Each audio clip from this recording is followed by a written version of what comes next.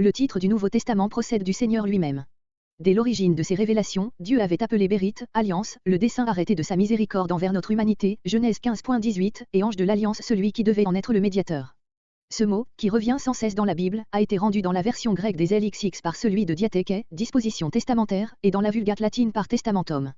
Or Jésus, en instituant la scène, adopta ce terme consacré et désigna ainsi les biens impérissables qu'il léguait à ses rachetés. Le Nouveau Testament en non-sang, Luc 22.20, 1 Corinthiens 11.25, nouveau par opposition à l'Ancien, qui en avait été la préparation, testament, parce que le Seigneur fondait alors dans ses souffrances et dans sa mort la disposition testamentaire de l'héritage éternel. C'est dans cette même signification que les écrivains sacrés entendent ce mot toutes les fois qu'il s'agit du salut acquis et légué par le Sauveur, Galates 3.15, 17, Hébreux 9.15-20, etc. C'est aussi pour cela que le salut est appelé un héritage, Actes 20.32, Éphésiens 1.11, Hébreux 1.14, 1 Pierre 1.4, etc., et ceux qui sont sauvés des héritiers, Romains 8.17, Tite 3.7, Jacques 2.5. Or, quel autre titre l'Église aurait-elle pu choisir pour le document divin de son héritage céleste, qui fût mieux approprié à son contenu que celui de testament de Jésus-Christ? Quiconque ouvre ce livre peut et doit le faire avec les sentiments d'un fils qui relit les dernières dispositions d'un père vénéré, il en sondera chaque clause, en pèsera chaque expression, car ce qu'il lit est le titre de toutes ses espérances. 2. Le contenu du Nouveau Testament, en d'autres termes, ce qui en est l'objet, répond parfaitement à cette idée, jamais livre ne justifia mieux son titre. En effet, ce qui remplit tout ce livre, du premier mot jusqu'au dernier, ce qui en est la lumière et la vie, comme le soleil l'est dans la nature, c'est Jésus-Christ et son œuvre au sein de notre humanité. Il ne s'agit point ici tout d'abord d'un système de doctrine religieuse et morale, mais d'un fait, ou mieux encore d'une personne, d'un être assez grand, assez puissant pour accomplir l'œuvre immense de la rédemption du monde. Jésus-Christ n'est pas seulement un docteur ou même un révélateur, il est à la fois la révélation de Dieu et le sauveur des hommes. Aussi parle-t-il avec l'autorité d'un être qui, seul connaît Dieu, que Dieu seul connaît, et qui seul révèle Dieu, Matthieu 11.25-27. Il dit, je suis la vérité, je suis la lumière du monde. Celui qui m'a vu a vu mon Père. Les paroles que je vous dis sont esprit et vie. Le ciel et la terre passeront, mais mes paroles ne passeront point. Il demande à ses disciples de croire en lui comme ils croyaient en Dieu, Jean 14.1. Tel est celui qui, par sa vie et son œuvre remplit tous les écrits du Nouveau Testament, qu'elles soient racontées dans les évangiles, ou exposées dans les épîtres. Ainsi le reconnurent et le confessèrent ses disciples, tu es le Christ, le Fils du Dieu vivant, tu as les paroles de la vie éternelle. Ils avaient trouvé cette confession dans l'expérience intime de leur âme, et ceux qui lisent le Nouveau Testament avec la même foi, qui y trouvent le même Sauveur et le reçoivent dans leur cœur, font à leur tour la même expérience et se convainquent que le contenu de ce livre constitue la vie chrétienne elle-même, profonde harmonie de la vérité divine et de l'expérience humaine, qui porte en soi son vivant témoignage. 3. Ainsi se manifesta dans le monde celui qui est tout l'objet du Nouveau Testament. Il se révéla par sa parole, par ses œuvres, par sa vie entière. Ses disciples virent sa gloire. Mais cette apparition de Jésus-Christ sur la terre, dont ses contemporains eurent seul l'immense avantage de jouir, serait-elle une lumière brillante qui ira ensuite s'éteindre dans la nuit? Qui transmettra au monde la connaissance de ce Sauveur, de sa vie, de son œuvre? Il y avait pourvu. L'un de ses premiers soins, avant d'entrer dans son ministère, avait été de choisir parmi tous ses disciples 12 témoins, Matthieu 9.9, Marc 3.4, Luc 6.13, auquel lui-même donne ce nom, Acte 1.8, et ce nom, il l'adopte comme un titre que nul ne portera s'il n'a assisté à tout le ministère du Seigneur, Acte 1.22, il s'en prévale devant le peuple et devant les conseils, Acte 2.32, Acte 3.15, Acte 5.32, Acte 10.39, Acte 13.31. À ces témoins, Jésus donne lui-même encore le titre d'apôtre, c'est-à-dire d'envoyé, Luc 6.13, et après les avoir instruits, pénétrés de sa parole et de sa vie, il les chargera solennellement de leur mission au moment de les quitter, Matthieu 28.19-20. Dans sa dernière prière, il déclare qu'il leur a confié la parole divine que son Père lui avait confiée à lui-même, et que c'est par leur parole que les hommes croiront en lui, Jean 17.8-20. Mais leur préparation n'est pas encore achevée, livrés à eux-mêmes, ils seraient incapables de remplir leur mission.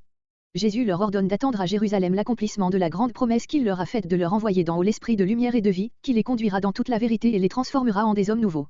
Le jour de la Pentecôte luit sur eux, et l'effusion puissante de cet esprit de Dieu opère en eux et par eux les prodiges de vie religieuse et morale dont le livre des Actes contient le récit. Alors ils prêchent Jésus-Christ, sa vie et son œuvre, ils prêchent la repentance et la foi en lui. Et l'Église qui naît et grandit sous la puissance créatrice de cette parole qu'il appelle eux-mêmes la parole de Dieu, Acte 4.29, Acte 6.2,7, 8.14, 11.9, etc. L'Église reconnaît partout et toujours les apôtres comme les dépositaires divinement autorisés de cette parole. Jusqu'à ce jour, elle n'a jamais dévié de ce principe, fondé à la fois sur l'autorité de Jésus-Christ et sur le caractère incomparable de vérité qui resplendit dans l'enseignement apostolique. Quant à saint Paul, nous savons par lui-même comment le Seigneur l'appela au glorieux ministère de l'apostolat, Acte 22, Galates 1.1. 4. Tels sont les témoins en dehors desquels nous ne savons rien de Jésus-Christ, mais dont le témoignage suffira pour porter son nom et son salut jusqu'à la dernière génération qui naîtra sur la terre. Pour cela, toutefois, il fallait qu'à la parole prêchée vînt s'ajouter la parole écrite. L'Église, il est vrai, a été créée et a commencé à conquérir le monde, durant près de 30 ans, par la prédication, avant qu'un seul mot du Nouveau Testament eût été écrit, et ce fait suffirait, à défaut d'autres preuves, pour nous convaincre que la parole vivante sera toujours le grand moyen de l'évangélisation du monde, ce fait suffirait aussi à démontrer qu'il n'est pas exact d'identifier absolument la parole de Dieu avec l'Écriture. Mais aussi l'expérience a prouvé, par les corruptions successives de toute tradition orale, ce que serait devenu dans le monde l'enseignement apostolique, s'il avait été livré à tous les hasards d'une transmission privée de sa garantie première. Encore ici, Dieu y avait pourvu. Et ne pouvait-on pas penser a priori qu'il y pourvoirait? Celui qui avait accompli en son Fils bien-aimé l'œuvre divine de la rédemption du monde pouvait-il ensuite abandonner cette couvre à l'ignorance, à l'erreur, à l'esprit de mensonge qui l'aurait infailliblement perverti? C'est Jésus-Christ lui-même qui a fondé, sur l'autorité de sa parole, cet a priori, quand il déclarait à ses disciples que leur témoignage atteindrait jusqu'aux extrémités de la terre, acte 1.8, et quand il annonçait que son évangile serait prêché à toutes les nations, Matthieu 24.14. Qu'y avait-il d'ailleurs de plus naturel que des faits d'une si haute importance, des enseignements tels que ceux du Sauveur, fussent consignés par écrit pour en conserver la mémoire pure et fidèle? Les écrits du Nouveau Testament sont nés successivement pour répondre aux nécessités où se trouvait l'Église chrétienne dans le siècle apostolique. Tant que vécurent les témoins officiels du Sauveur, leur parole vivante suffit pour conserver et répandre tout l'évangile de sa grâce qu'il annonçait. Mais lorsqu'ils commencèrent à disparaître de la scène, on dut éprouver partout le besoin de posséder des relations authentiques de leur prédication. Ainsi se produisirent diverses relations de la vie de Jésus, dont l'Église ne put adopter que celle qui était évidemment fondée sur le témoignage apostolique, seule autorité reconnue par elle, Luc 1.1-2. De là nos 4 évangiles. Celui qui avait allumé le feu d'une vie nouvelle sur la terre, ayant achevé son œuvre personnelle, créa cette même vie dans les âmes par l'effusion de l'Esprit de Dieu. Son Église naît, grandit et commence la conquête du monde par le ministère des apôtres. De quelle importance était, pour l'avenir, la connaissance de cette grande création progressive? Le livre des Actes, qu'on a pu appeler l'évangile du Saint-Esprit ou la première histoire ecclésiastique, nous a conservé cette jeunesse de l'Église. Les développements de la vie chrétienne, dans ses luttes contre le péché et le monde, exigeant partout l'action apostolique au sein des troupeaux, et les apôtres ne pouvant être présents partout à la fois, ils recoururent à la correspondance pour faire parvenir aux églises les directions, les instructions, les encouragements dont elles avaient besoin. De là les épîtres du Nouveau Testament. Enfin, sous le feu des premières persécutions, l'esprit prophétique révèle à un disciple les vues d'avenir, les consolations et les espérances si nécessaires aux chrétiens dans leurs grandes épreuves, ainsi est né l'Apocalypse. Bien que ce ne soit pas là exactement l'ordre chronologique dans lequel ces livres ont été composés, il en résulte que le Nouveau Testament, comme l'Ancien, renferme des écrits historiques, didactiques et prophétiques. Mais ce ne sont point là des catégories exclusives. Comme dans toutes les œuvres de Dieu, une harmonie profonde se manifeste dans ce recueil, dont toutes les parties se pénètrent mutuellement parce qu'elles sont pénétrées du même esprit. La vie de Jésus-Christ, d'où tout émane, anime le livre des Actes, les Épîtres et l'Apocalypse, non moins que les Évangiles. On aurait pu même, indépendamment de ceci, la reconstruire historiquement, si jamais une critique distractive était parvenue à nous priver des 4 documents qui nous l'ont transmise. V. Ces livres sont-ils authentiques? En d'autres termes, sont-ils revêtus du caractère et de l'autorité du témoignage apostolique? Cette question devant se présenter à l'occasion de chacun d'eux, c'est là que nous l'examinerons. Ici, nous nous bornons à quelques observations générales qui ne trouveraient pas leur place ailleurs. La formation de notre recueil qui, par la nature des choses, a dû surgir d'elle-même dans l'Église, a pourtant son histoire riche en enseignements du plus haut intérêt. Si l'on considère l'éminente autorité morale dont jouissaient les apôtres et leurs compagnons d'œuvre immédiats, on aura la certitude que leurs écrits furent religieusement conservés par les églises auxquelles ils étaient adressés. Ils étaient lus et relus dans les assemblées du culte, ainsi que le constate l'histoire. Pour cela, il fallait qu'un échange général de ces livres, reproduits par des copies, eût lieu entre les églises qui les considéraient comme le bien commun de toutes, voire la recommandation de l'apôtre Paul, Colossiens 4.16. L'authenticité de ces écrits fut donc, dès l'origine, un simple fait de notoriété publique. Si l'on considère encore que la composition et la propagation de ces mêmes écrits eut lieu pendant l'espace de près d'un demi-siècle, 52 à 100, et cela du vivant des apôtres, du moins de quelques-uns d'entre eux qui étaient là pour en rendre témoignage aux églises, si l'on considère en outre la rapidité avec laquelle se répandit le christianisme dans la Palestine, la Syrie, l'Asie mineure, la Grèce, l'Italie, l'Égypte, le nord de l'Afrique, les Gaules, où se formèrent partout des troupeaux chrétiens, bientôt mis en possession des principaux livres du Nouveau Testament, on comprendra que la plus grande partie de notre recueil se soit formée d'elle-même, et dans des circonstances qui ne laissaient aucun doute sur son origine. Aussi trouvons-nous, avant la fin du second siècle, les 4 évangiles, les actes des apôtres, 13 épîtres de Paul, la première de Pierre et la première de Jean, en possession incontestée de leur autorité apostolique clant toutes les églises. À l'égard des autres livres, dont les destinées seront retracées dans les introductions spéciales, il y eut dans quelques contrées des hésitations, des doutes, des délais jusqu'au IX siècle. Dès lors, le recueil fut définitivement formé et universellement revêtu de son caractère de canonicité. De cette formation du canon, spontanée pour la plus grande et la plus importante partie du Nouveau Testament, mûrement réfléchie quant aux quelques écrits moins universellement admis, et appelés pour cela deutérocanoniques, de cette formation, de son histoire, de sa conclusion définitive au IX siècle, il résulte que l'Église a été évidemment conduite par un tact religieux admirable dans le petit nombre de cas où des doutes planaient sur tel ou tel écrit qu'il s'agissait de recevoir dans le canon. Que néanmoins l'étude de toutes les questions relatives à l'origine, à l'histoire et au caractère des écrits du Nouveau Testament a sa place légitime et nécessaire dans la théologie. Ces travaux de la critique sacrée, sans intéresser directement la foi, sont d'une grande importance comme préparation à l'exégèse du Nouveau Testament. Que, malgré les rapports intimes qui existent entre l'authenticité et la canonicité de nos livres, il ne faut point confondre ces deux questions, mais admettre que tel livre puisse légitimement occuper sa place dans le canon, sans qu'il soit historiquement démontré qu'il émane de l'écrivain auquel l'attribue la tradition biblique. Tel est le cas de plusieurs écrits de l'Ancien Testament et de quelques-uns du Nouveau. Quoi qu'il en soit, la foi de l'Église et celle de chaque croyant reposent sur des fondements tout autres que les résultats variables et souvent contradictoires de la critique. 6. Ce qu'on appelle la crédibilité des livres du Nouveau Testament, distincte de l'authenticité et de la canonicité, repose sur deux bases également nécessaires, la vérité historique et la foi individuelle. Le Nouveau Testament est rempli de faits de la plus haute importance pour le salut de l'homme, aussi bien que pour l'histoire religieuse et morale de l'humanité tout entière. Ces faits sont-ils historiquement vrais? Telle est, à ce point de vue purement extérieur, la seule question qu'est à examiner et à résoudre la critique. Et nul ne peut prétendre à ce caractère d'une recherche sincèrement scientifique, s'il n'y apporte les mêmes procédés au moyen desquels la critique historique s'assure de la réalité des faits de l'histoire en général. Ainsi, les témoins primitifs sont-ils suffisants? Sont-ils bien instruits? Sont-ils dignes de confiance? Ne se met-ils point en contradiction avec les données de l'histoire, acquises par d'autres sources? Ils placent les faits racontés par eux dans un certain pays, à une certaine époque, ces faits sont-ils en harmonie avec la géographie, la langue, les mœurs, les idées religieuses, morales, politiques, de ce pays et de cette époque? Les conséquences immédiates des événements qu'ils racontent en découlent elles rigoureusement comme l'effet de la cause, tellement que l'un deviendrait inexplicable sans l'autre. Pour ne citer ici qu'un exemple, n'est-ce pas là, de toute évidence, le phénomène que présentent la naissance et les triomphes moraux de l'Église chrétienne? Supprimer l'histoire du Nouveau Testament, et toute la civilisation à dater de cette époque est un effet sans cause, c'est-à-dire une impossibilité. Telles sont les questions qu'a à résoudre la science de l'histoire, pour ce qui concerne le Nouveau Testament. Or, nous ne craignons pas de le dire, à ce point de vue la solution existe, la preuve historique est faite, aux yeux de tout homme impartial. La crédibilité des faits de l'époque apostolique est mieux établie que celle d'aucune autre époque de l'histoire, et l'on peut affirmer que jamais cette crédibilité n'eût été révoquée en doute sans une autre cause qui a provoqué des procédés de critique d'un ordre tout différent de ce qu'admet la science de l'histoire. Cette cause, la voici, le Nouveau Testament raconte des miracles. Que dis-je? Il est, d'un bout à l'autre, l'histoire d'un long miracle, qui commence avec la naissance de Jésus-Christ, se poursuit durant sa vie entière, éclate dans sa résurrection et va se consommer par son esprit dans la création de son Église et dans la régénération de chaque âme qui en fait partie. Ici donc l'histoire devient l'action de Dieu, et, nous en convenons, nous le proclamons hautement, la crédibilité historique devient une question de foi. Nul ne le sait mieux que les adversaires de l'Évangile. Ils disent, par la bouche d'un de leurs chefs, plus sincère que beaucoup d'autres, le Nouveau Testament se meut tout entier dans la sphère du surnaturel, le surnaturel, selon notre philosophie, est impossible, donc le Nouveau Testament n'est pas historique. Et, pour le démontrer, la critique de cette école s'est efforcée, d'abord, de naturaliser les faits, puis de les nier, puis de détruire la valeur historique des livres qui les renferment. Cela est dans l'ordre. Point de crédibilité dans des faits d'un ordre surnaturel, sans la foi au Dieu vivant et vrai, qui fait ce qui lui plaît aux cieux et sur la terre. Rien que d'impossible dans la vie de Jésus, sans la foi en lui comme Fils du Dieu vivant et Sauveur du monde. Rien que d'absurde dans la vie de l'Église apostolique, sans la foi à l'Esprit de Dieu, source de la lumière et de la sainteté. Le Nouveau Testament n'est pas le livre des rationalistes, ni des panthéistes, ni des athées, il est le livre des chrétiens. 7. À ce point de vue, le seul qui soit en harmonie avec le contenu du Nouveau Testament lui-même, on conçoit dans quel esprit ce livre doit être étudié et médité. Il est, dans son ensemble, la révélation de Dieu en Jésus-Christ, la manifestation de sa sainteté et de sa miséricorde, qui éclate d'une égale splendeur dans la rédemption de l'homme pécheur. Qui en pénétrera son âme, sinon l'homme dont la conscience, froissée et souffrante, viendra y chercher avec angoisse des paroles divines de pardon et de réconciliation. Le Nouveau Testament est la manifestation de la vie divine au sein de notre humanité.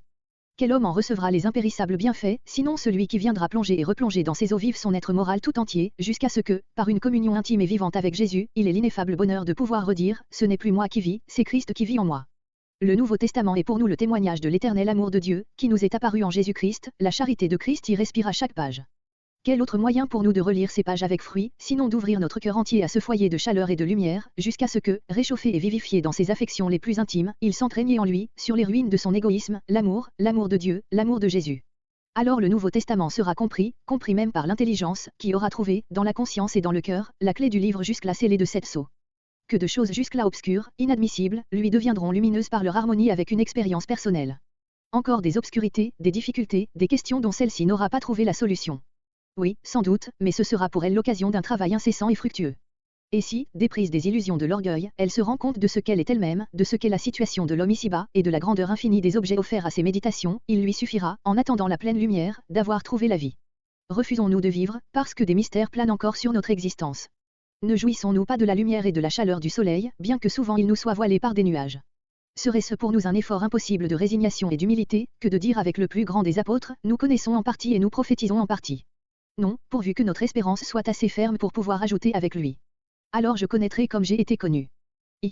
Le titre du Nouveau Testament procède du Seigneur lui-même. Dès l'origine de ces révélations, Dieu avait appelé Bérith, alliance, le dessein arrêté de sa miséricorde envers notre humanité, Genèse 15.18, et ange de l'alliance celui qui devait en être le médiateur. Ce mot, qui revient sans cesse dans la Bible, a été rendu dans la version grecque des LXX par celui de diathèque, disposition testamentaire, et dans la Vulgate latine par testamentum. Or Jésus, en instituant la scène, adopta ce terme consacré et désigna ainsi les biens impérissables qu'il léguait à ses rachetés. Le Nouveau Testament en non-sang, Luc 22.20, 1 Corinthiens 11.25, nouveau par opposition à l'Ancien, qui en avait été la préparation, testament, parce que le Seigneur fondait alors dans ses souffrances et dans sa mort la disposition testamentaire de l'héritage éternel. C'est dans cette même signification que les écrivains sacrés entendent ce mot toutes les fois qu'il s'agit du salut acquis et légué par le Sauveur, Galates 3.15, 17, Hébreux 9.15-20, etc. C'est aussi pour cela que le salut est appelé un héritage, Actes 20.32, Éphésiens 1.11, Hébreux 1.14, 1 Pierre 1.4, etc., et ceux qui sont sauvés des héritiers, Romains 8.17, Tite 3.7, Jacques 2.5. Or, quel autre titre l'Église aurait-elle pu choisir pour le document divin de son héritage céleste, qui fût mieux approprié à son contenu que celui de testament de Jésus-Christ? Quiconque ouvre ce livre peut et doit le faire avec les sentiments d'un fils qui relit les dernières dispositions d'un père vénéré, il en sondera chaque clause, en pèsera chaque expression, car ce qu'il lit est le titre de toutes ses espérances. 2. Le contenu du Nouveau Testament, en d'autres termes, ce qui en est l'objet, répond parfaitement à cette idée, jamais livre ne justifia mieux son titre. En effet, ce qui remplit tout ce livre, du premier mot jusqu'au dernier, ce qui en est la lumière et la vie, comme le soleil l'est dans la nature, c'est Jésus-Christ et son œuvre au sein de notre humanité. Il ne s'agit point ici tout d'abord d'un système de doctrine religieuse et morale, mais d'un fait, ou mieux encore d'une personne, d'un être assez grand, assez puissant pour accomplir l'œuvre immense de la rédemption du monde. Jésus-Christ n'est pas seulement un docteur ou même un révélateur, il est à la fois la révélation de Dieu et le sauveur des hommes. Aussi parle-t-il avec l'autorité d'un être qui, seul connaît Dieu, que Dieu seul connaît, et qui seul révèle Dieu, Matthieu 11.25-27. Il dit, je suis la vérité, je suis la lumière du monde. Celui qui m'a vu a vu mon Père. Les paroles que je vous dis sont esprit et vie. Le ciel et la terre passeront, mais mes paroles ne passeront point. Il demande à ses disciples de croire en lui comme ils croyaient en Dieu, Jean 14.1. Tel est celui qui, par sa vie et son œuvre remplit tous les écrits du Nouveau Testament, qu'elles soient racontées dans les évangiles, ou exposées dans les épîtres.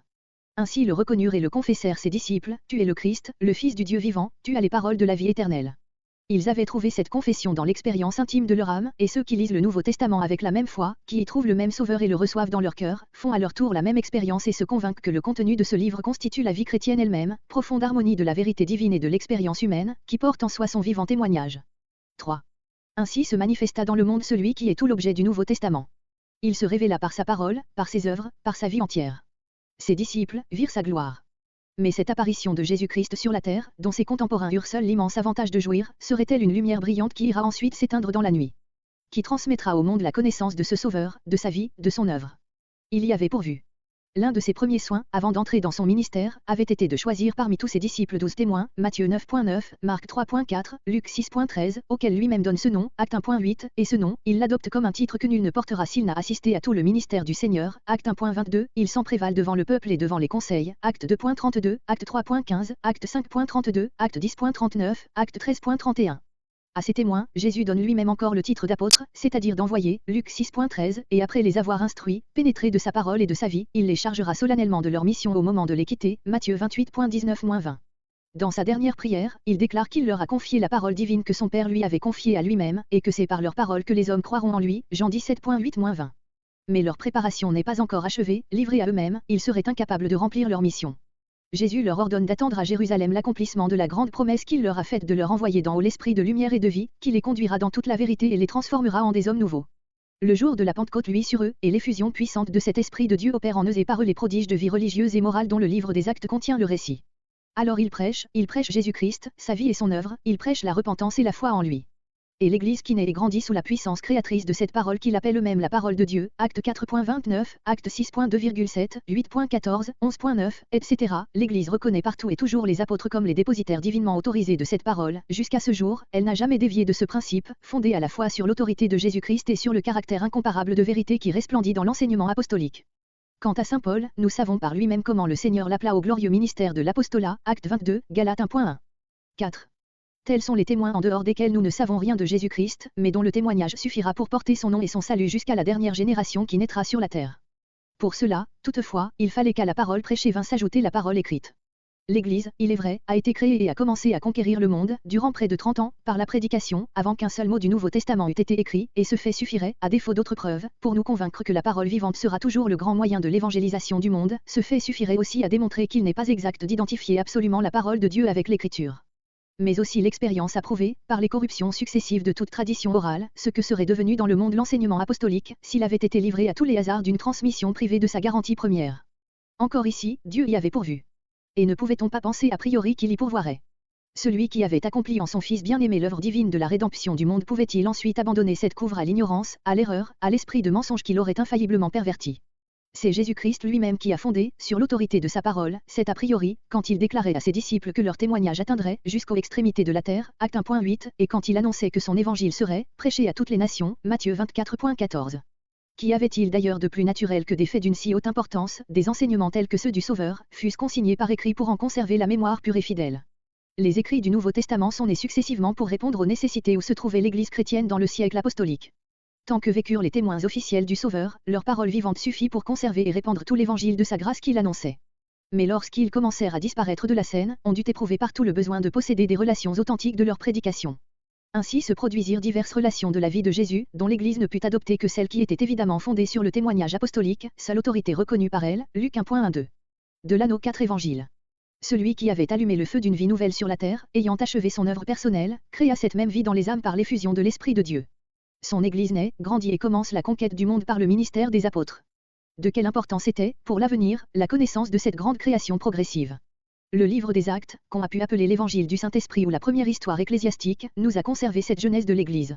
Les développements de la vie chrétienne, dans ses luttes contre le péché et le monde, exigeant partout l'action apostolique au sein des troupeaux, et les apôtres ne pouvant être présents partout à la fois, ils recoururent à la correspondance pour faire parvenir aux églises les directions, les instructions, les encouragements dont elles avaient besoin. De là les épîtres du Nouveau Testament. Enfin, sous le feu des premières persécutions, l'esprit prophétique révèle à un disciple les vues d'avenir, les consolations et les espérances si nécessaires aux chrétiens dans leurs grandes épreuves, ainsi est né l'Apocalypse. Bien que ce ne soit pas là exactement l'ordre chronologique dans lequel ces livres ont été composés, il en résulte que le Nouveau Testament, comme l'Ancien, renferme des écrits historiques, didactiques et prophétiques. Mais ce ne sont point là des catégories exclusives. Comme dans toutes les œuvres de Dieu, une harmonie profonde se manifeste dans ce recueil, dont toutes les parties se pénètrent mutuellement parce qu'elles sont pénétrées du même esprit. La vie de Jésus-Christ, d'où tout émane, anime le livre des Actes, les Épîtres et l'Apocalypse, non moins que les Évangiles. On aurait pu même, indépendamment de ceci, la reconstruire historiquement, si jamais une critique distractive était parvenue à nous priver des 4 documents qui nous l'ont transmise. V. Ces livres sont-ils authentiques? En d'autres termes, sont-ils revêtus du caractère et de l'autorité du témoignage apostolique?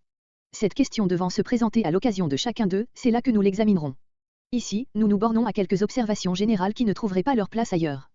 La formation de notre recueil qui, par la nature des choses, a dû surgir d'elle-même dans l'Église, a pourtant son histoire riche en enseignements du plus haut intérêt.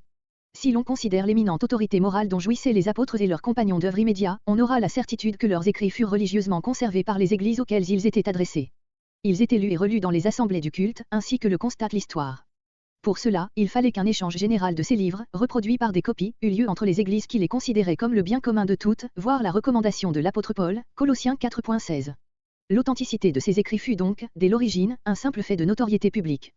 Si l'on considère encore que la composition et la propagation de ces mêmes écrits eut lieu pendant l'espace de près d'un demi-siècle, 52 à 100, et cela du vivant des apôtres, du moins de quelques-uns d'entre eux qui étaient là pour en rendre témoignage aux églises, si l'on considère en outre la rapidité avec laquelle se répandit le christianisme dans la Palestine, la Syrie, l'Asie mineure, la Grèce, l'Italie, l'Égypte, le nord de l'Afrique, les Gaules, où se formèrent partout des troupeaux chrétiens, bientôt mis en possession des principaux livres du Nouveau Testament, on comprendra que la plus grande partie de notre recueil se soit formée d'elle-même, et dans des circonstances qui ne laissaient aucun doute sur son origine. Aussi trouvons-nous, avant la fin du second siècle, les 4 évangiles, les actes des apôtres, 13 épîtres de Paul, la première de Pierre et la première de Jean, en possession incontestée de leur autorité apostolique clant toutes les églises. À l'égard des autres livres, dont les destinées seront retracées dans les introductions spéciales, il y eut dans quelques contrées des hésitations, des doutes, des délais jusqu'au IX siècle. Dès lors, le recueil fut définitivement formé et universellement revêtu de son caractère de canonicité. De cette formation du canon, spontanée pour la plus grande et la plus importante partie du Nouveau Testament, mûrement réfléchie quant aux quelques écrits moins universellement admis, et appelés pour cela deutérocanoniques, de cette formation, de son histoire, de sa conclusion définitive au IX siècle, il résulte que l'Église a été évidemment conduite par un tact religieux admirable dans le petit nombre de cas où des doutes planaient sur tel ou tel écrit qu'il s'agissait de recevoir dans le canon. Que néanmoins l'étude de toutes les questions relatives à l'origine, à l'histoire et au caractère des écrits du Nouveau Testament a sa place légitime et nécessaire dans la théologie. Ces travaux de la critique sacrée, sans intéresser directement la foi, sont d'une grande importance comme préparation à l'exégèse du Nouveau Testament. Que, malgré les rapports intimes qui existent entre l'authenticité et la canonicité de nos livres, il ne faut point confondre ces deux questions, mais admettre que tel livre puisse légitimement occuper sa place dans le canon, sans qu'il soit historiquement démontré qu'il émane de l'écrivain auquel l'attribue la tradition biblique. Tel est le cas de plusieurs écrits de l'Ancien Testament et de quelques-uns du Nouveau. Quoi qu'il en soit, la foi de l'Église et celle de chaque croyant reposent sur des fondements tout autres que les résultats variables et souvent contradictoires de la critique. 6. Ce qu'on appelle la crédibilité des livres du Nouveau Testament, distincte de l'authenticité et de la canonicité, repose sur deux bases également nécessaires, la vérité historique et la foi individuelle. Le Nouveau Testament est rempli de faits de la plus haute importance pour le salut de l'homme, aussi bien que pour l'histoire religieuse et morale de l'humanité tout entière. Ces faits sont-ils historiquement vrais? Telle est, à ce point de vue purement extérieur, la seule question qu'est à examiner et à résoudre la critique.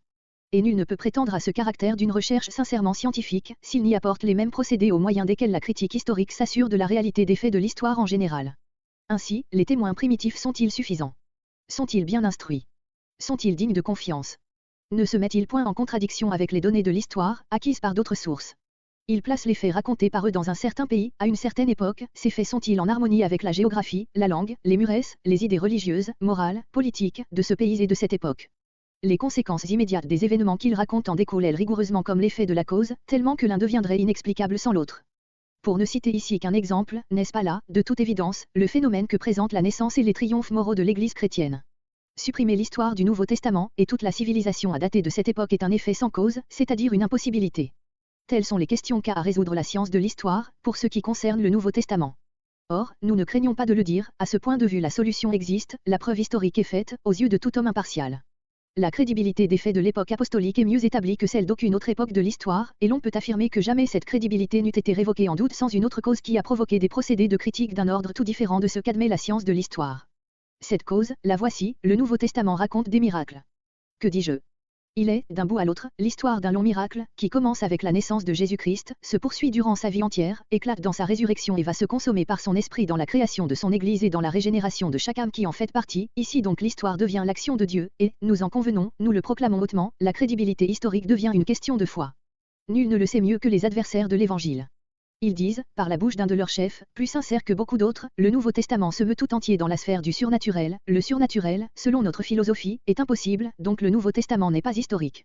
Et, pour le démontrer, la critique de cette école s'est efforcée, d'abord, de naturaliser les faits, puis de les nier, puis de détruire la valeur historique des livres qui les renferment. Cela est dans l'ordre. Point de crédibilité dans des faits d'un ordre surnaturel, sans la foi au Dieu vivant et vrai, qui fait ce qui lui plaît aux cieux et sur la terre. Rien que d'impossible dans la vie de Jésus, sans la foi en lui comme Fils du Dieu vivant et Sauveur du monde.